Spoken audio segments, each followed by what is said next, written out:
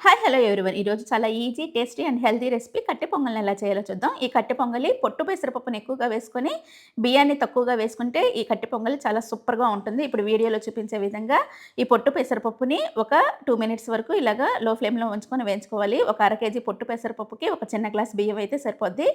ఈ ఈ పొట్టు పెసరపప్పు, బియ్యము ఒక హాఫ్ ఎన్ అవర్ వరకు నానబెట్టుకోవాలి. అదేవిధంగా వీడియోలో చూపించే విధంగా ప్రెషర్ కుక్కర్‌లో తగినంత నెయ్యి వేసి, జీడిపప్పు, పచ్చిమిర్చి, అల్లం తురుము, కరివేపాకు, మిరియాల పొడిని కూడా వేసి, నానబెట్టి ఉంచుకున్న పొట్టు పెసరపప్పుని, బియ్యాన్ని కూడా వేసి, వీడియోలో చూపించే విధంగా మొత్తం కలిసే విధంగా కలుపుకొని, తగినంత ఉప్పు వేసి, తగినంత నీళ్లు వేసి, మూత పెట్టి మంటని మీడియం ఫ్లేమ్‌లో ఉంచుకొని, ఒక 5 విజిల్స్ వచ్చేంత వరకు ఉంచుకోవాలి.